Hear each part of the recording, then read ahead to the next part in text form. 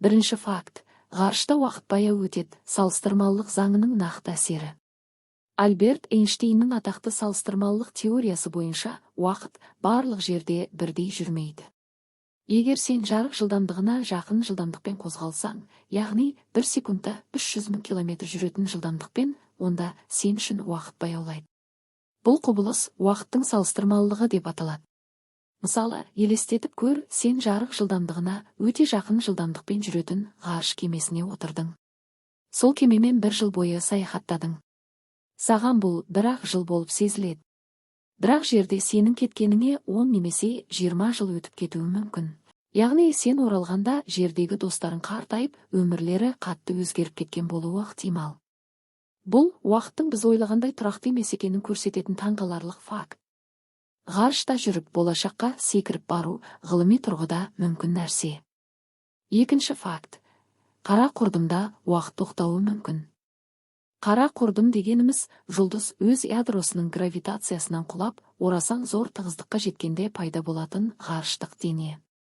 Оның тартылыс күші соншалықты күшті, тіпті жарықта сыртқа шыға алмайды. Қара құрдымның айналасында оқиға көкжиегі деп аталатын шекара бар. Осы шекараға жақындаған сайын уақыт баяулайды. Теория бойынша, егер сен осы шекараға жетсең, сырттағы адам сенің қозғалысыңды өте баяу көретін болады. Ал сен өзің бәрін қалыпты сезінесің. Бірақ сен сол жерден ешқашан қайта орала алмайсың. Яғни, уақыт қара құрдымның жанында тежеліп тоқтауға дейін барады. Бұл уақыт пен кеңістіктің иілетін, бұрмаланатын құрылым екенін дәлелдейтін ең шок құбылыстардың бірі. Үшінші факт. Халықаралық ғарыш станциясында уақыт сәл баяу өтеді. Жер орбитасында айналып жүрген халықаралық ғарыш станциясы сағатына шамамен 27 000 км жылдамдықпен қозғалады.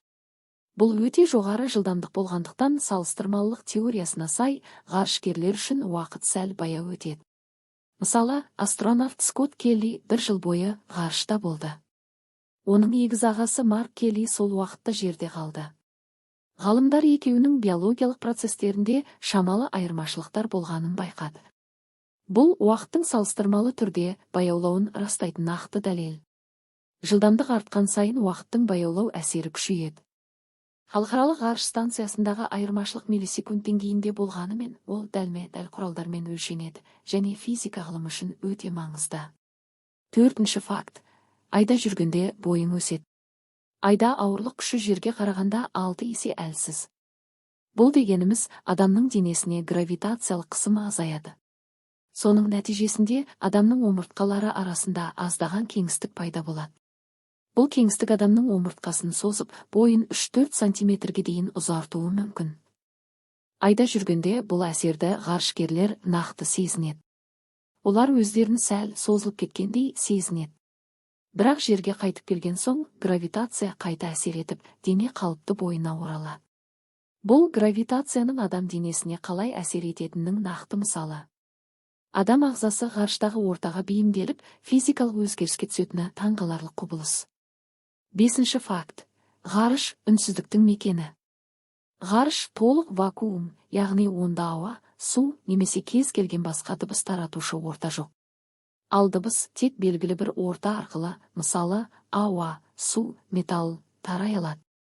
Сондықтан ғарышта ешқандай дыбыс естілмейді.